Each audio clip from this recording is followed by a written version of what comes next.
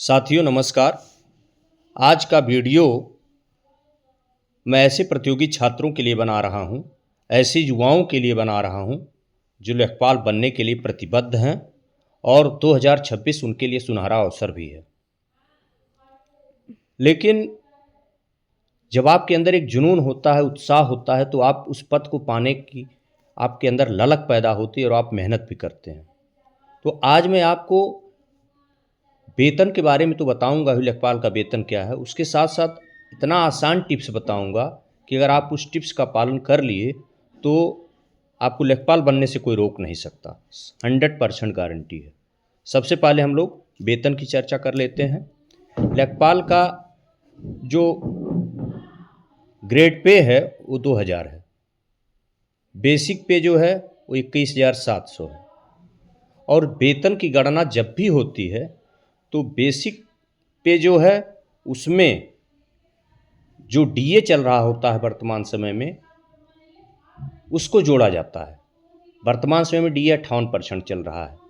तो जब आप बेसिक पे 21,700 में 21,700 का 58% जोड़ेंगे तो 21,700 का 58% होता है 12,586 रुपये। अब आपका बेसिक पे 21,700 हो गया, डीए आपका 12,586 हो गया, प्लस एचआरए भी आपको मिलता है, वो लगभग 800 के करीब आपको मिलता है। और कुछ अलाउंसेज भी मिलते हैं, उसको भी लगभग 500 के करीब आप समझ लीजिए। अर्थात जब आप जोड़ेंगे पूरा तो वही आपका टोटल वेतन बनेगा। अर्थात आपको वर्तमान समय में अगर यदि आप ज्वाइन करेंगे तो आपको 35,500 लगभग 36,000 के करीब आपको वेतन आपका वेतन बनेगा। इसमें से ये मान के चलिए कि 4,000 रुपये आपका साढ़े तीन हज़ार रुपये आपका एनपीएस कट जाएगा, तब भी आपके हाथ में 32-33 हज़ार रुपये आएंगे इन हैंड सैलरी के रूप में। तो अच्छी सैलरी है। धीरे धीरे फिर हर 6 महीने पर आपका डीए बढ़ता है, हर साल इंक्रीमेंट लगता है। तो एक शानदार और सुनहरा अवसर है और इसमें आपका प्रमोशन भी आगे होता है। तो लेकिन सबसे ज़रूरी है कि यहाँ तक हम पहुँचें कैसे, इस पद तक पहुँचना ज़रूरी है। और एक 2026 जो है शानदार अवसर लेकर के आया है। शानदार मतलब हम लोगों के लिए शानदार अवसर है कि लेखपाल बनने का जो सपना सजोए हैं वो उसको साकार कर सके। तो आज मैं अपने युवा साथियों को, प्रतियोगी छात्रों को ऐसे टिप्स बताऊंगा, उन टिप्स को आप ध्यान से सुनिएगा और उसको फॉलो करने का प्रयास करिएगा कि हम जो बता रहे हैं। सबसे पहला टिप्स, लेखपाल बनने के आसान टिप्स में सबसे पहला टिप्स है सिलेबस हमेशा आपके दिमाग में रहे। आप जहाँ भी पढ़ाई कर रहे हैं, जिस कमरे में पढ़ाई कर रहे हैं, सिलेबस को ला करके दीवार पे चस्पा कर लीजिए सिलेबस, और उसको दिमाग में आपके रहना चाहिए कि भूगोल से क्या क्या पूछा जाना है, हमारे सिलेबस में क्या है, राजव्यवस्था से क्या क्या सिलेबस में आ सकता है, सिलेबस में ऐसा क्या है जो राजव्यवस्था में के अंतर्गत पूछा जा सकता है, सामान्य हिंदी में ऐसे कौन से टॉपिक हैं जहाँ से प्रश्न बन सकते हैं, करंट अफेयर्स के ऐसे कौन से टॉपिक हैं जहाँ से क्वेश्चन बन सकते हैं। मतलब सिलेबस हमेशा आपके दिमाग में होना चाहिए, रटा होना चाहिए।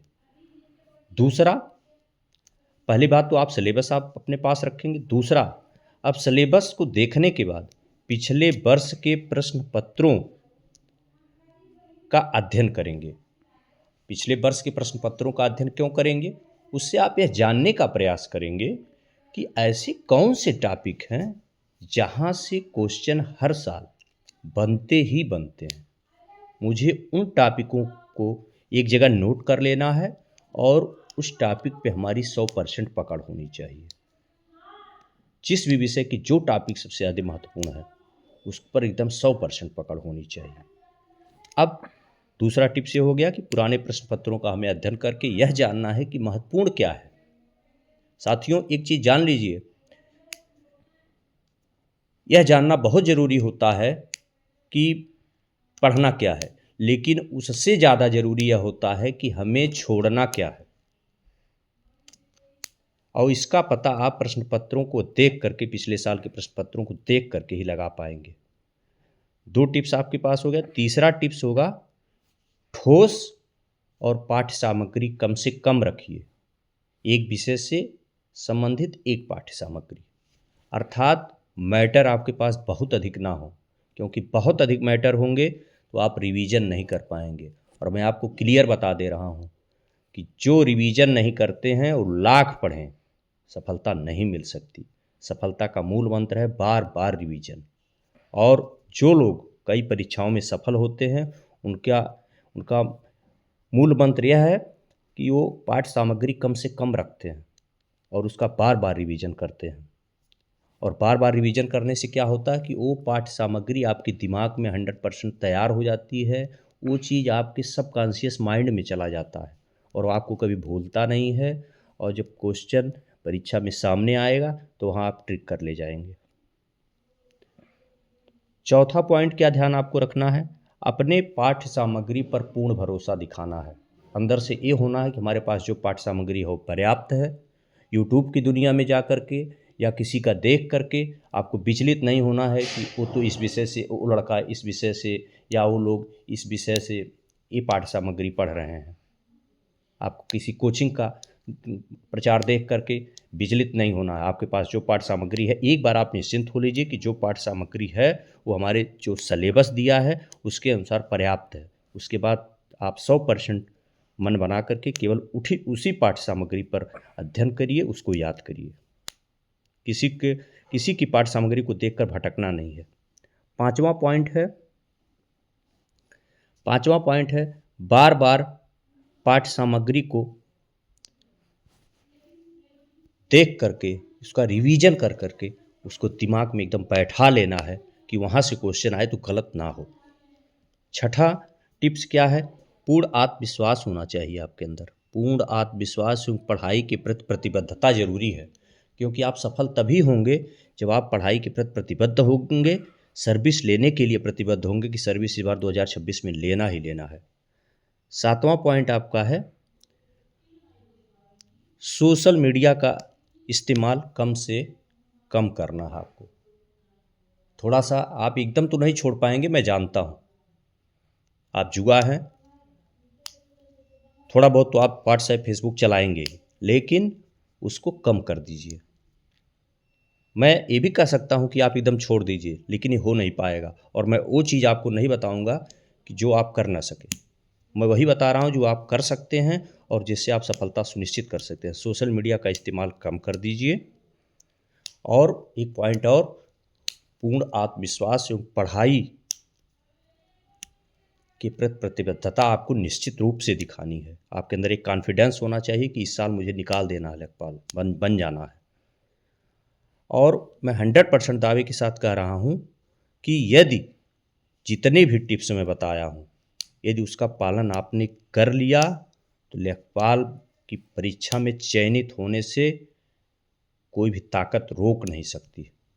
100%, इसी नाते मैंने लिख दिया है कि 100% सफलता की गारंटी हो जाएगी आपकी, कोई इसको रोक नहीं पाएगा। 100% आप सफल होकर दिखाएंगे, आप अपना नाम रोशन करेंगे, अपने परिवार का नाम रोशन करेंगे, समाज का नाम रोशन करेंगे और अपने जीवन को एक सुरक्षित क्राइटेरिया में पहुंचा देंगे।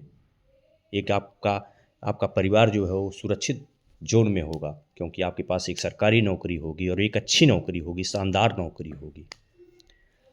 अब मैं आपको ये बताना चाहूँगा कि आप सबसे ज़रूरी जो टिप्स हैं उन पर आप विशेष रूप से ध्यान रखिएगा।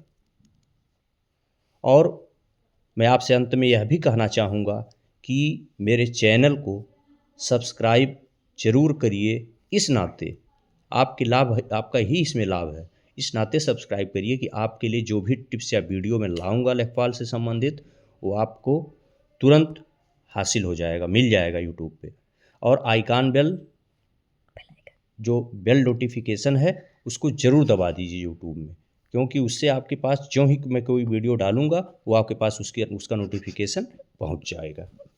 और सब्सक्राइब आप ज़रूर करिएगा। इससे आपका क्या होगा, इससे लाभ ही होगा कि कोई वीडियो डालूंगा आपके पास तुरंत पहुंचेगा और आप उसका लाभ उठा पाएंगे। साथियों, अब मैं अपनी बात को विराम देता हूं और आगे पुनः ऐसी वीडियो आपके सामने मैं लाऊंगा। धन्यवाद।